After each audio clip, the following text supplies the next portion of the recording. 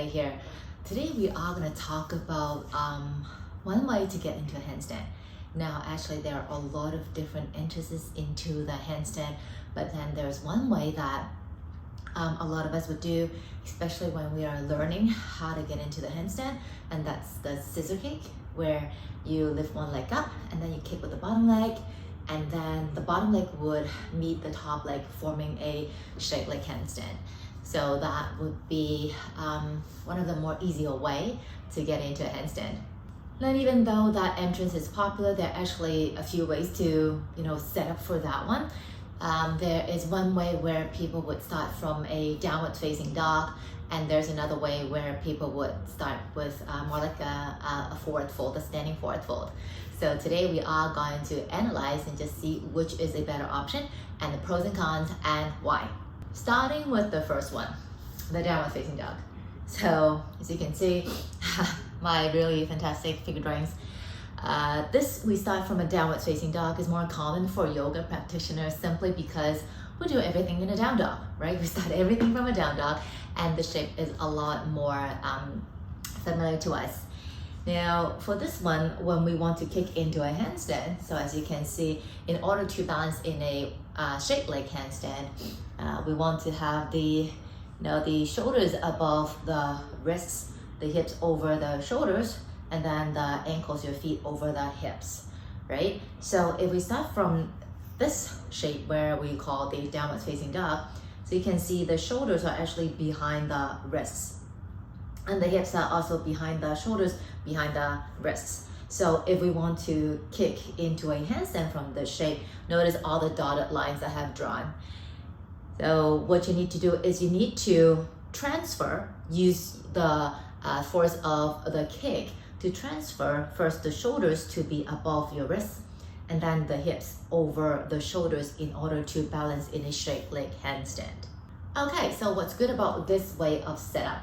So if you are practicing yoga, you feel a lot more familiar in this shape, and because we are kicking quite strongly, we're relying a lot of momentum, so it's easier to kick into a handstand like this one because your lower body is a lot more powerful. So setting up like this, giving your legs a big strong kick, would feel it's easier to get into an inversion. Another good thing about it is if you have tight hamstrings or maybe tight lower back, then this would be an easier shape for you to be in before you start kicking up into the straight leg handstand. Okay, so what are the cons? Cons is, as you can see, we have to move both the shoulders and the hips over the wrist in order to balance. Then you need actually a lot of control, a lot of power in the shoulders to stop that momentum in the kick from the shoulders to going past, or the hips to go past the shoulders and the wrist to catch yourself from falling. So when you kick from a downward facing dog to a handstand, it's actually a little bit more challenging to find the balance without landing into the wall or landing into the spotter if there is someone spotting you. And if there's no wall, no spotter, the chances of kind of falling out of a handstand kicking from a down dog, the chances might be greater. Another reason why is because the shoulders are a part of the base. Okay, so as you can see right here, the shoulders need to be on top of the wrist in order to have a stable base for the rest of the body to kind of rest on. So for downward facing dog as a entrance point, the shoulders are not yet in place.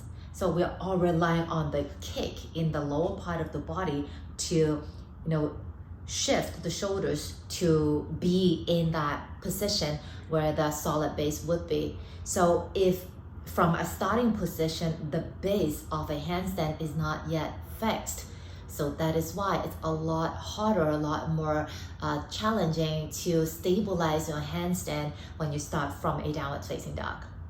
Another downside of this is because you have to move the hips so far forward, so sometimes you might be relying too much on the kick. You might think, oh, if I kick harder, then I could go upside down. But then if you shift the focus to the kick so much, you might actually lose the stability in your lower abs, in the upper back, in the shoulders. So sometimes if you kick too hard, you just randomly kicking the legs, but then the rest of the body isn't moving forward. You might be shifting the hips, but then the shoulders and your ribs might still be sinking down towards the floor, so causing you not be able to get into the handstand. And if you are actually getting up into a handstand, chances are you might, because you're relying too much on the kick or focusing too much on the kick, that you would just bang right into the wall or bang right into the spotter. Also, because you have to move the hips to such a great distance, you might be focusing too much on the legs that you might forget to keep the lower abs engaging and the ribs hug in to assist you with the kick. So sometimes if you do kick up, there might be a really huge arch in the spine. So that's not a bad thing or a wrong thing to do, but just make sure that if you do this kind of handstand, that the lower back still feels okay. You don't feel like too much pressure loaded into that lower back. And then there's this one, the more of a forward fold-ish kind of. So the main thing to look at is the position of the shoulders. As you can see, the shoulders here are already on top of the wrists. So with all these dotted lines comparing to that downward facing dog entrance, is a lot less. Shoulders don't have to move because they're already in the position. We only need to move the hips. So for this one, the kick is less. You don't have to use that much force in the kick. So meaning less momentum, meaning more control. But then the thing is, in order to kick the legs up, you need to have more strength.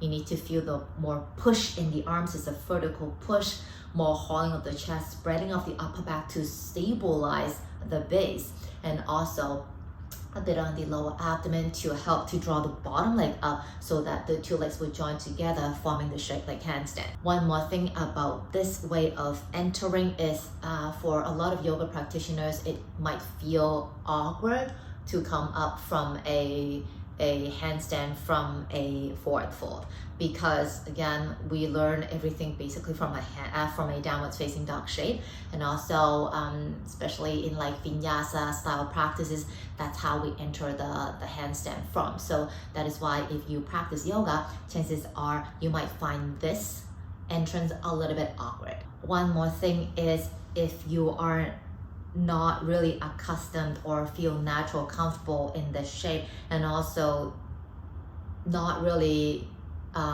connected to how you should move your body, then this way of entering might become frustrating, because there's a lot of things happening. You cannot just focus on the legs, you have to focus more on the push. It's the push that help you to stabilize and give you that power, and also to assist the legs and the hips to shift up over the shoulders. So for this way of entering, it might require more practice, more time, more patience, because again, you're using less momentum, more control.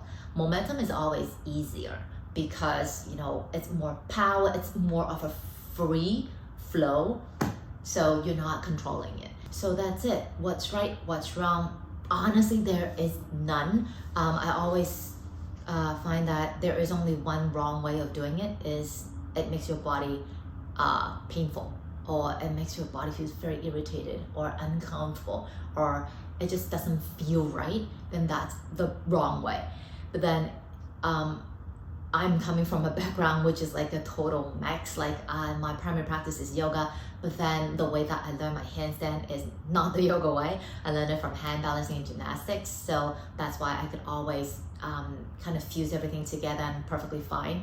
If you're learning your handstand from, let's say, a hand balance or a gymnastics person, you might be leaning more towards the forward fold entrance, whereas if you are learning your handstand or practicing handstand with a person who is yoga based dominating, then you might start from a downwards facing dog. And it also depends on how you're doing it. Are you doing it from a vinyasa way? So you might be actually doing your handstand, entering your handstand from a down dog. So both sides have the pros and cons. It really depends on what your body is more easier to relate to. Okay, so maybe give them a try, both a try, and let me know how it goes. Maybe leave me a comment below and just say, hey, for me the down dog works better, or maybe for me, hey, I never knew about the forward fold entrance. I tried it, it worked because it stabilized me a lot easier, a lot better. Okay, so let me know, give me a comment, and I'll see you again soon. Take it easy.